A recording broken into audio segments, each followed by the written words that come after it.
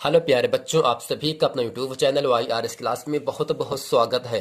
तो बच्चों, आज की इस वीडियो में हम पढ़ेंगे क्लास 12 विषय हिंदी, यानी विषय हिंदी में जितने भी बहुविकल्पी के महत्वपूर्ण प्रश्न हैं, मैं आज उन सभी प्रश्नों को आपके सामने 6 तरीके से बताऊंगा।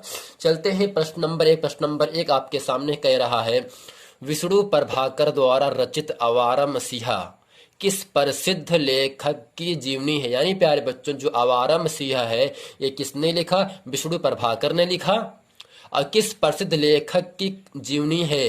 पहला ऑप्शन है राहुल सांकृत्यायन, दूसरा है बंकिम चंद्र चटर्जी, तीसरा है शरद चंद्र चटर्जी, चौथा आपका है सच्चिदानंद हीरानंद वात्स्यायन अज्ञे। तो प्यारे बच्चों, आपको याद रखना है विष्णु प्रभाकर द्वारा रचित आवारा मसीहा किस प्रसिद्ध लेखक की जीवनी है। इन चारों ऑप्शन में ऑप्शन नंबर आपका तीसरा शरद चंद्र चटर्जी जी है। प्रश्न नंबर दूसरा आपके सामने कह रहा है, के.एम. मुंशी की आत्मकथा विधा की रचना है। के.एम. मुंशी की आत्मकथा विधा की रचना है। पहला ऑप्शन आपके सामने क्या है?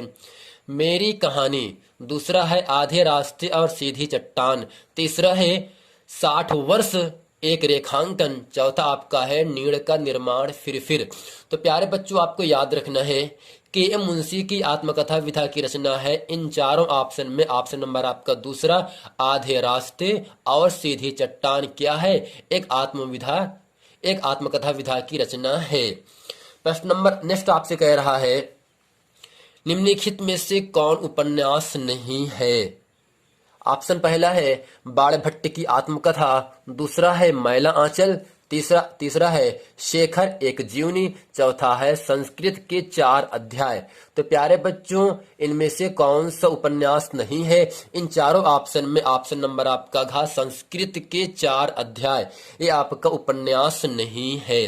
प्रश्न नंबर 4 आपसे कह रहा है, कौन सी रचना उपन्यास विधा की नहीं है? कौन सी रचना उपन्यास विधा की नहीं है? ऑप्शन पहला है 100 अजान एक सुजान, दूसरा है निस्सहाय हिंदू, तीसरा है गबन, चौथा है बंगाल का अकाल। तो प्यारे बच्चों, उपन्यास विधा की नहीं है। इन चारों ऑप्शन में ऑप्शन नंबर पहला 100 अजान एक सुजान, ये आपका उपन्यास विधा की नहीं है। प्रश्न नंबर 6 आपसे कह रहा है, जयशंकर प्रसाद द्वारा रचित नाटक नहीं है। जयशंकर प्रसाद द्वारा रचित नाटक नहीं है। पहला ऑप्शन आपके सामने है विशाख, दूसरा है अजातशत्रु, तीसरा है स्कंद गुप्तो, चौथा है आषाढ़ का एक दिन। तो प्यारे बच्चों, आपको याद रखना है जयशंकर प्रसाद द्वारा रचित नाटक नहीं है। इन चारों ऑप्शन में ऑप्शन नंबर आपका घ आषाढ़ का एक दिन, यानी आषाढ़ का एक दिन ये जयशंकर प्रसाद द्वारा नाटक नहीं लिखा गया है। प्रश्न नंबर 7 आपके सामने कह रहा है, निम्नलिखित में से कौन सी रचना संस्मरण है? ऑप्शन पहला है दीप शिखा, दूसरा है जंजीरें और दीवारें, तीसरा है कल्प वृक्ष, चौथा है रसग रंजन। तो प्यारे बच्चों, आपको याद रखना है कौन सी रचना संस्मरण है। इन चारों ऑप्शन में ऑप्शन नंबर घ जंजीरें और दीवारें। तो जंजीरें और दीवारें क्या है प्यारे बच्चों? ये आपका संस्मरण रचना है। प्रश्न नंबर 8 आपके सामने कह रहा है, तरंगिणी किस विधा की रचना है? आलोचना, कहानी, रेखाचित्र, गद्य गीत। तो इन चारों ऑप्शन में ऑप्शन नंबर आपका घ गद्य गीत, यानी प्यारे बच्चों तरंगिणी किस विधा की रचना है? गद्य गीत की रचना है। प्रश्न नंबर 9 आपके सामने कह रहा है, छायावादोत्तर युग के गद्य लेखक हैं। पहला है जयशंकर प्रसाद, दूसरा है हरिशंकर परसाई, तीसरा है राकृष्णदास, चौथा है गुलाब राय। तो आपको याद रखना है छायावादोत्तर युग के गद्य लेखक कौन है। इन चारों ऑप्शन में ऑप्शन नंबर आपका दूसरा हरिशंकर परसाई जी हैं, यानी प्यारे बच्चों हरिशंकर परसाई जी छायावादोत्तर युग के गद्य लेखक हैं। प्रश्न नंबर 10 आपसे कह रहा है, प्रकीर्ण गद्य विधाओं का अभूतपूर्व विकास हुआ। प्रकीर्ण गद्य विधाओं का अभूतपूर्व विकास हुआ। यह जो प्रश्न है बहुत ही महत्वपूर्ण प्रश्न है। पहला ऑप्शन आपके सामने है द्विवेदी युग में, दूसरा है भारतेंदु युग में, तीसरा है छायावादी युग में, चौथा आपके सामने है छायावादोत्तर युग में। तो प्यारे बच्चों, आपको याद रखना है प्रकीर्ण गद्य विधाओं का अभूतपूर्व विकास हुआ। इन चारों ऑप्शन में ऑप्शन नंबर का छायावादोत्तर युग में हुआ। यानी प्यारे बच्चों, प्रकरण गद्य विधाओं का भूतपूर्व विकास कब हुआ था? छायावादोत्तर युग में हुआ था।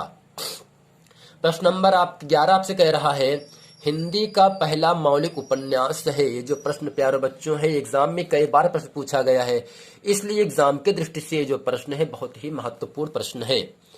हिंदी का पहला मौलिक उपन्यास है। पहला है ऑप्शन परीक्षा गुरु, दूसरा है गोदान, तीसरा है गुनाहों का देवता, चौथा है चित्रलेखा। तो प्यारे बच्चों, आपको याद रखना है हिंदी का पहला मौलिक उपन्यास कौन सा है। इन चारों ऑप्शन में ऑप्शन नंबर आपका पहला परीक्षा गुरु। यानी परीक्षा गुरु क्या है? हिंदी का पहला उपन्यास है। प्रश्न नंबर 12 आपसे कह रहा है, भारतेंदु के बाद नाटक के क्षेत्र में सर्वाधिक महत्वपूर्ण योगदान दिया, यानी किसने दिया? यानी भारतेंदु के बाद नाटक के क्षेत्र में, किसके क्षेत्र में प्यारे बच्चों? नाटक के क्षेत्र में सबसे ज्यादा योगदान किसका है? पहला ऑप्शन है जयशंकर प्रसाद ने, दूसरा है महावीर प्रसाद द्विवेदी ने, तीसरा है सरदार पुर सिंह ने, चौथा है आचार्य रामचंद्र शुक्ल ने। तो प्यारे बच्चों, आपको याद रखना है भारतेंदु के बाद नाटक के क्षेत्र में सर्वाधिक यानी सबसे ज्यादा महत्वपूर्ण योगदान किसका है? इन चारों ऑप्शन में ऑप्शन नंबर आपका पहला जयशंकर प्रसाद ने। यानी भारतेंदु के बाद नाटक के क्षेत्र में सबसे ज्यादा महत्वपूर्ण योगदान जयशंकर प्रसाद का है। प्रश्न नंबर 13 आपके सामने कह रहा है, हिंदी में एकांकी नाटकों का विकास किस युग से माना जाता है? ऑप्शन पहला है भारतेंदु युग से, दूसरा है द्विवेदी युग से, तीसरा है छायावादी युग से, चौथा है छायावादोत्तर युग से। तो प्यारे बच्चों, आपको याद रखना है हिंदी में एकांकी नाटकों का विकास किस युग से माना जाता है, जो कि इन चारों ऑप्शन में ऑप्शन नंबर आपका तीसरा छायावादी युग। यानी छायावादी युग हिंदी में एकांकी नाटक का विकास का युग माना जाता है। प्रश्न नंबर 14 आपके सामने कह रहा है, हिंदी की मौलिक कहानियों का आरंभ किस पत्रिका के प्रकाशन के बाद हुआ? ये जो प्रश्न है बहुत ही महत्वपूर्ण प्रश्न है। हिंदी की मौलिक कहानियों का आरंभ किस पत्रिका के प्रकाशन के बाद हुआ? ऑप्शन पहला है इंदु, दूसरा है सरस्वती, तीसरा है हंस, चौथा है मर्यादा। तो प्यारे बच्चों, आपको याद रखना है हिंदी की मौलिक कहानियों का आरंभ किस पत्रिका के प्रकाशन के बाद हुआ, जो कि इन चारों ऑप्शन में ऑप्शन नंबर आपका दूसरा सरस्वती। यानी सरस्वती हिंदी की मौलिक कहानियों का आरंभ किस पत्रिका के प्रकाशन के बाद हुआ था? सरस्वती पत्रिका के प्रकाशन के बाद हुआ था। तो प्यारे बच्चों, उम्मीद करते हैं इस वीडियो में मैंने आपके सामने जितना भी प्रश्न आपको अच्छे तरीके से बताया, वो सभी प्रश्न आपको अच्छे तरीके से याद हो गए होंगे। अगर ये पूरा प्रश्न वीडियो आपको समझ में आए तो वीडियो को लाइक करें, कमेंट करें और सब्सक्राइब जरूर करें। यदि आपने इसके पहले का वीडियो नहीं देखे हैं तो नीचे लिंक दिया डिस्क्रिप्शन में, वहां जाकर आप उस वीडियो को देख ले, ताकि वो सभी प्रश्न आपको अच्छे तरीके से समझ में आ जाएं। मिलते हैं अगले वीडियो में, तब तक के लिए थैंक यू।